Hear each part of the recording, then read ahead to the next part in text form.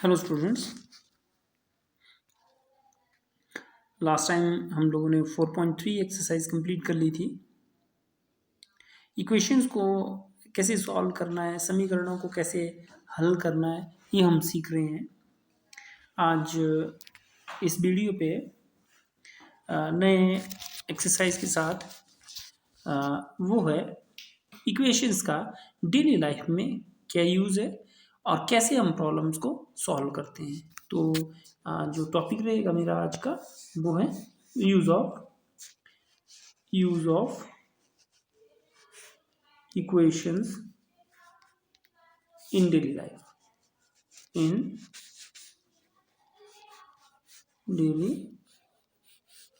Life.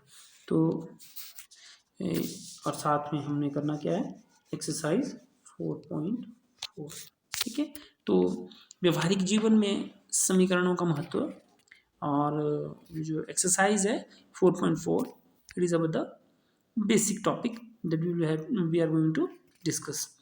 तो आज के अपने इस वीडियो पे बेटा समीकरणों से संबंधित जो प्रॉब्लम्स होती हैं, जो क्वेश्चंस होते हैं, एक्चुअल में ये बहुत आसान होते हैं हल करना। ठीक है।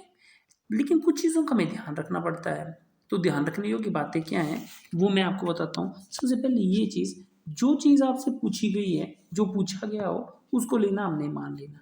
ठीक है। जो चीज़ अननोन हो, अननोन है, अननोन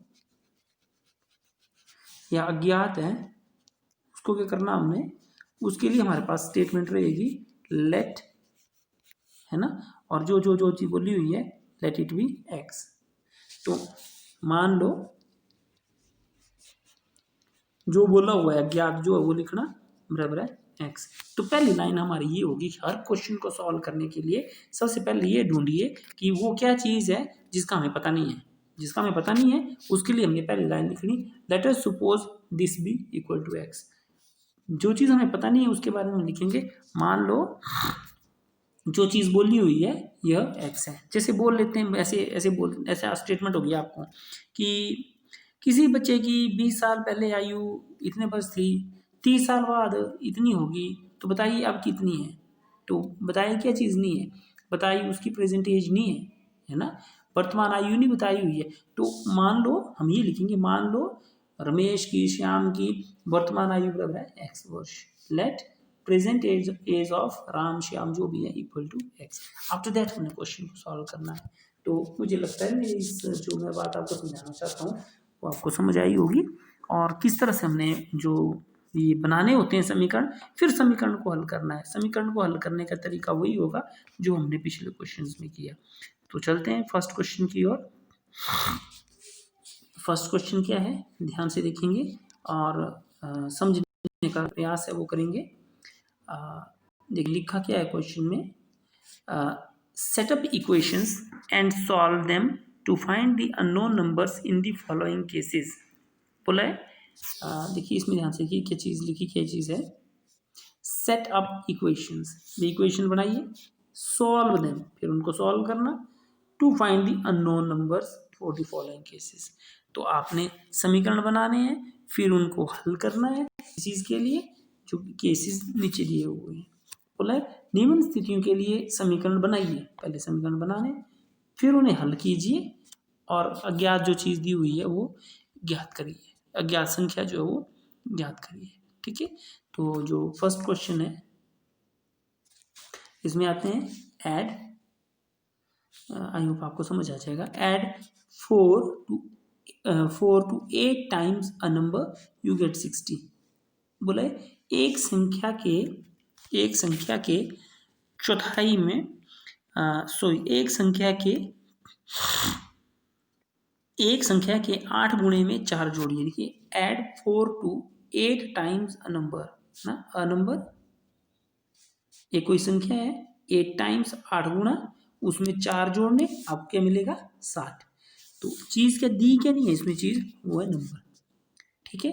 तो करने का तरीका वही हम जो मैंने आपको बताया, क्या पहली लाइन क्या होगी, लेट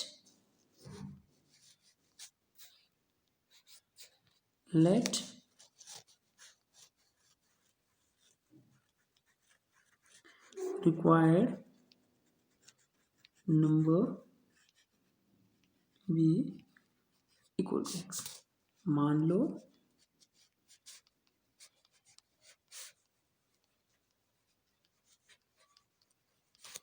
अभीष्ट संख्या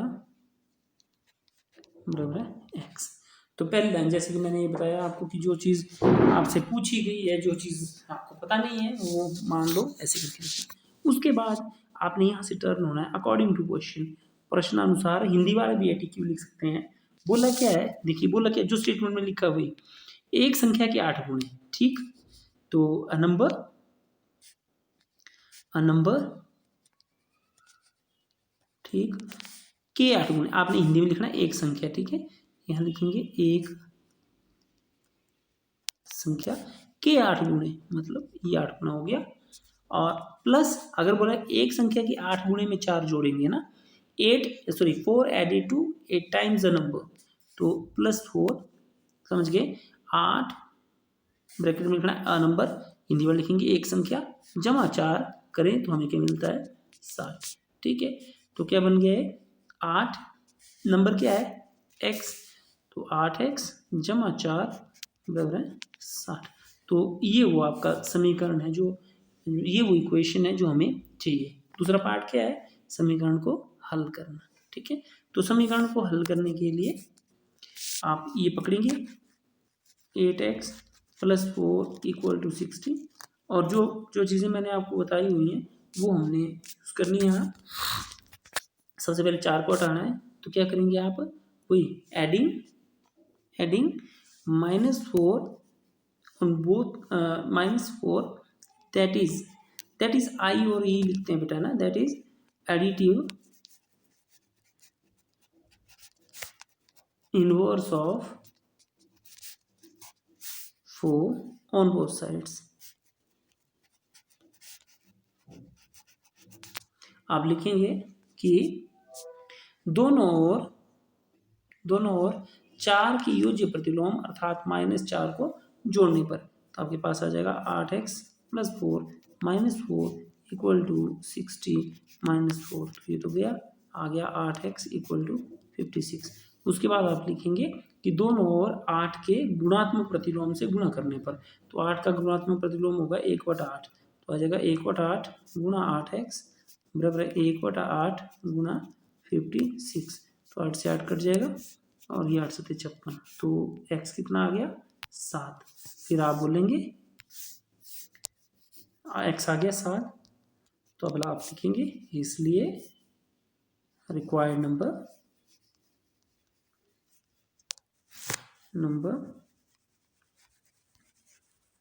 इक्वल टू 7, इसलिए अभीष्ट संख्या बराबर है 7। अब जाके ये क्वेश्चन कंप्लीट हुआ, ठीक है। तो जो नेक्स्ट क्वेश्चन है, इसी का नेक्स्ट पार्ट वो देखते हैं। पार्ट है बेटा 1/5 नंबर, 1/5 अ नंबर है ना, तो पहली लाइन क्या होगी, let the required number be equal to x, ठीक। फिर वही अकॉर्डिंग टू क्वेश्चन, पहली लाइन आप वही लिखेंगे कि मान लो अज्ञात संख्या बराबर है एक्स, तो प्रश्नानुसार क्या बोला है 1/5 अ नंबर, तो 1/5 ब्रैकेट में क्या लिखा है अ नंबर।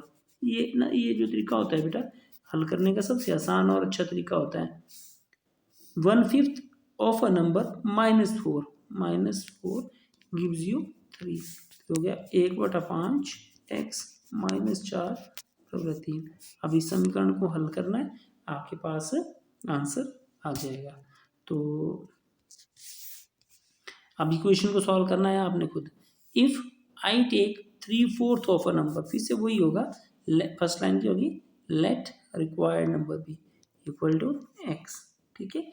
फिर अकॉर्डिंग टू क्वेश्चन क्या है, I take 3/4 of a number, 3/4 number and add 3 to it gives you 21, तो आ गया 3/4 x + 3 = 21। अब ये यहाँ से ये क्वेश्चन सॉल्व करना इजी है। पहले आप 3 का योज्य प्रतिलोम लेंगे, 3 को ऊपर ले जाएंगे, फिर 3/4 का गुणात्मक प्रतिलोम अर्थात 4/3 से आप गुणा करेंगे, उत्तर आ जाएगा। ठीक है, तो नेक्स्ट क्वेश्चन है, Munna subtracts thrice the number of notebooks he has from 50, he finds the result to be 8. Munna subtracts thrice the number of notebooks he has from 50. आपने जो नंबर ऑफ नोटबुक्स थी बोले इनके तिहाई में से इसने क्या माइनस किए, 50 माइनस किए। ठीक है, मुन्ना ने क्या किया, Munna subtracts thrice the number of notebooks he has from 50।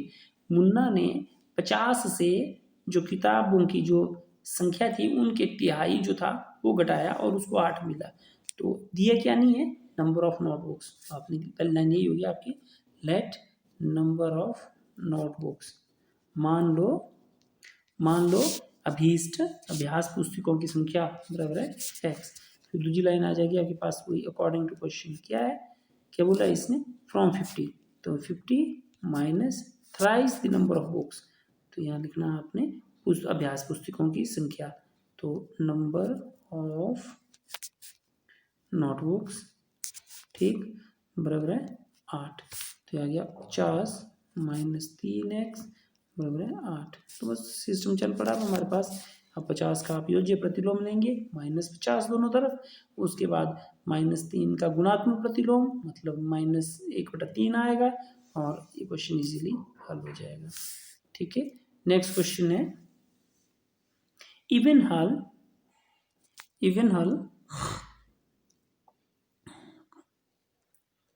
क्या करता है, थिंक्स ऑफ अ नंबर, ये एक संख्या के बारे में सोचता है।